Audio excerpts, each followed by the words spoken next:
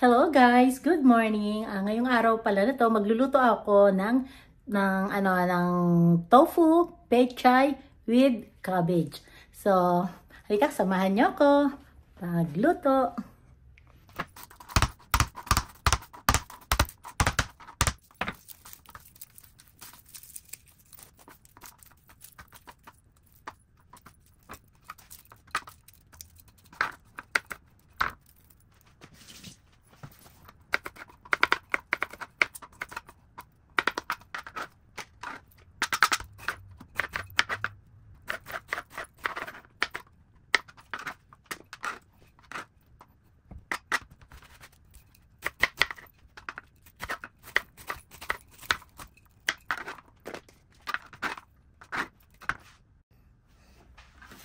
Ngayon naman guys, hiwain natin ang naglagay ako ng konting cabbage. Kasi ang binili kong pechay, iisang piraso lang. So kailangan lagyan natin siya ng ganito. Dahil ito ang pagkain ko mamaya.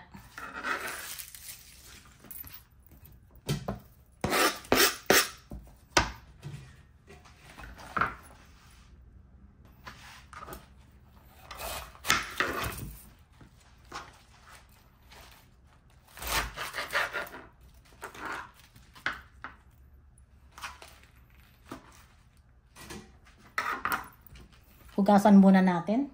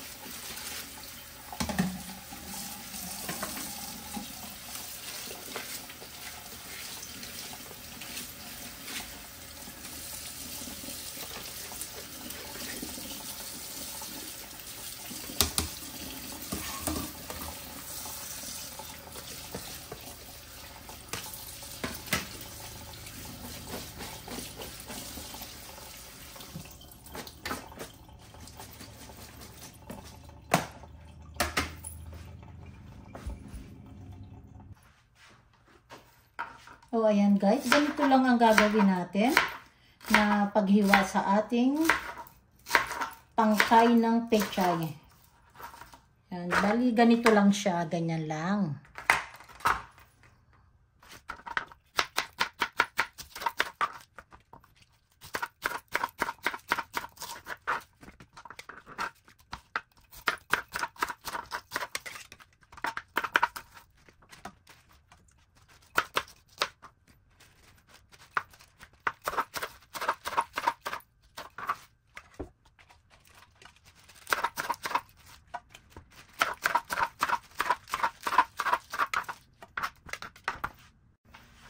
Ngayon naman guys, ganituhin naman natin ang ating tofu.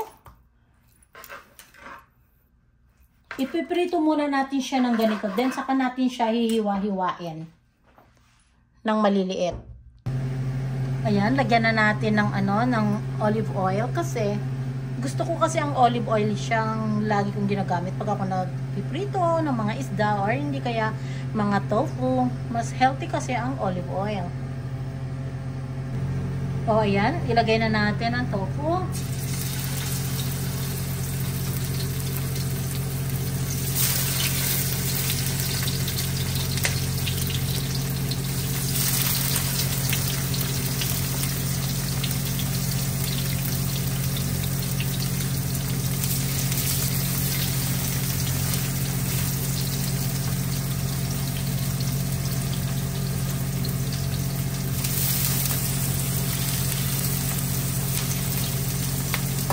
Tapan natin kasi matalamsik.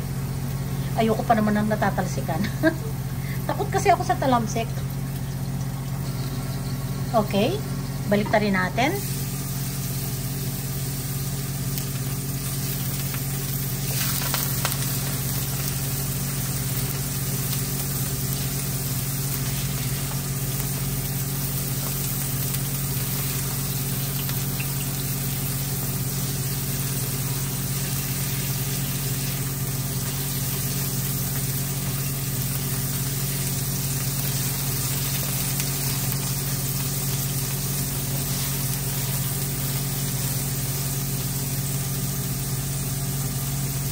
Takpan uli natin.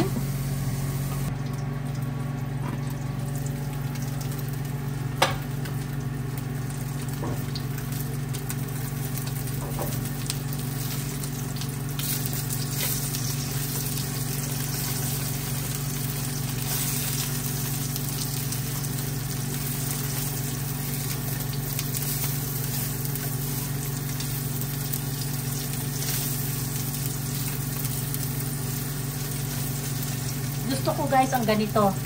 Ganito ang pagka-brown ng aking tofu. Konti pa. O ayan guys, alisin na natin. Pwede na to. Okay na to. Itabi lang muna natin.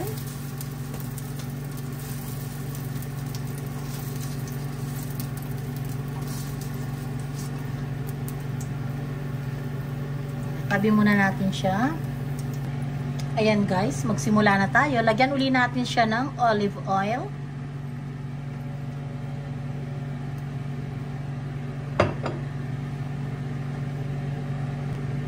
Okay, umpisahan na natin. Lagay na natin ang ating garlic.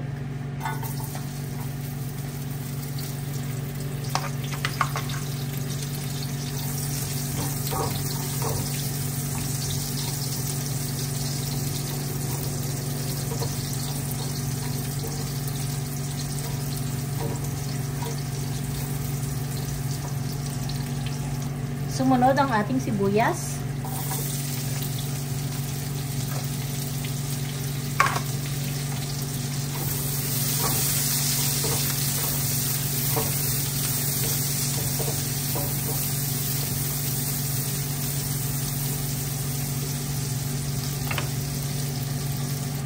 Sumunod, ilagay na natin ang ating kamatis.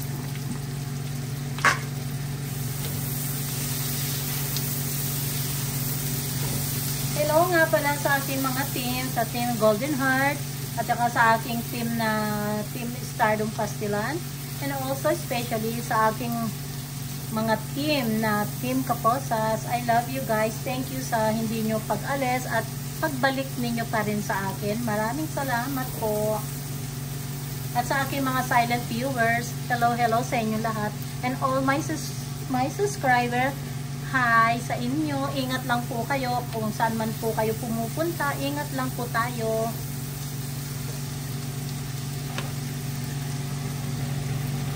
Itong aking niluto, mura na, masarap pa. Na-miss ko kasi ito eh. Itong pechay with with tofu. Tapos nilagyan ko siya ng konting cabbage.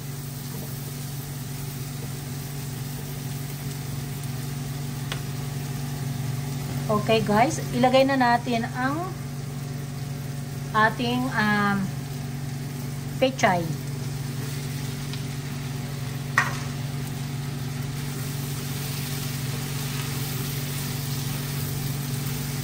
Ang unang nilagay ko yung tangkay ng pechay muna kasi yun, medyo ano siya, medyo matigas siya ng konti. At itong isusunod na natin ay ang ating cabbage. Dahil madali lang kasing maano rin to. At maya-maya ilagay na natin ang ating pechay na dahon ng pechay. Ito guys, magtutubig ito, pero kung gusto niyo kagad na magtupig siya, pwede rin nyo rin naman siya lagyan ng tubig kaagad.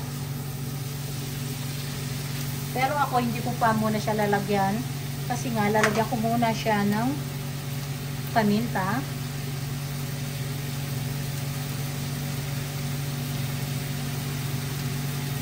Toyo.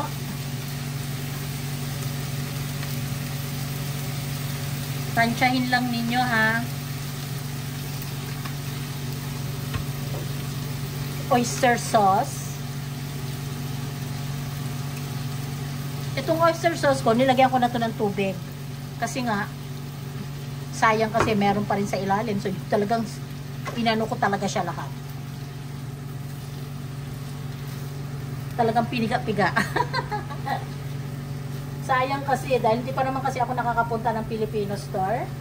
So, saka na ako pupunta ng Filipino store, saka ko na siya itatapon pag nakabili na ako.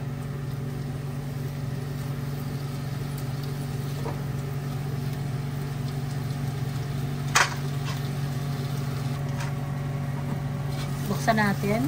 Lagyan pala natin siya ng 1 cup na ano na tubig lang. Bali konti lang naman siya. Kasi magtutubig to.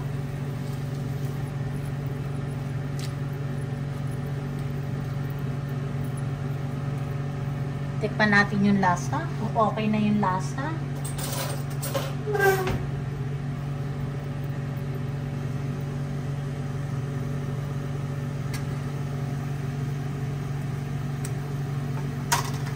Sarap ng lasa.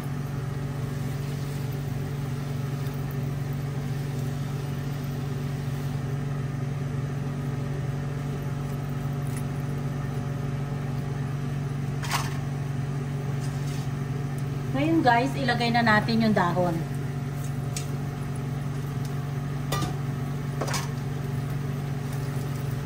Haluin uli natin.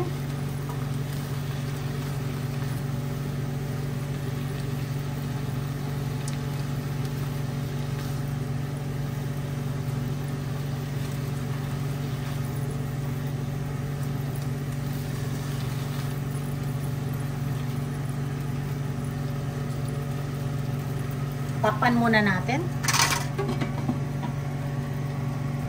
Ngayon guys, buksan na natin.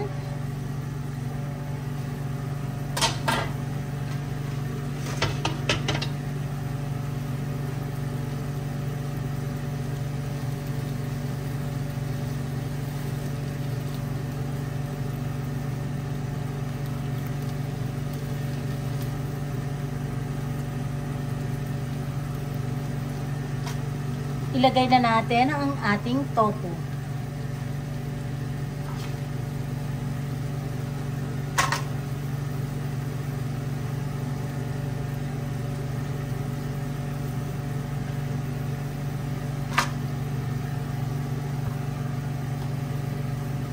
Haluin natin.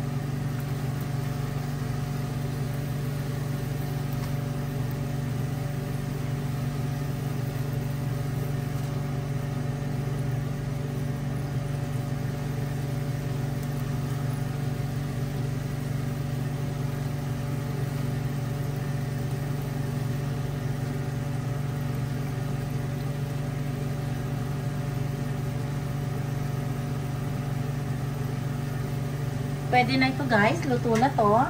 Kasi ayoko kasi siya ng masyadong lutong-luto. Gusto ko half cook lang. Pero tikman muna natin kung okay na ang lasa.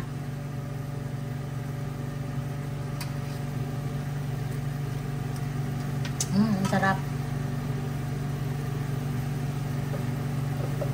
Lagyan natin ng konting paminta pa.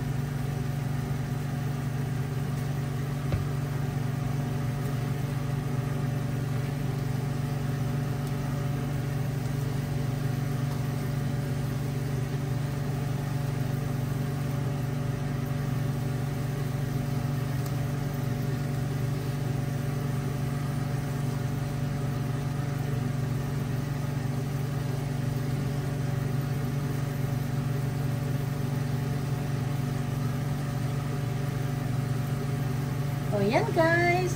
Thank you for watching sa Mami Doris Zarong Vlog. Maraming salamat po. Kung hindi pa po kayo nakasubscribe sa Mami Doris Zarong Vlog, sana po i-subscribe po ninyo. Maraming salamat po and thank you.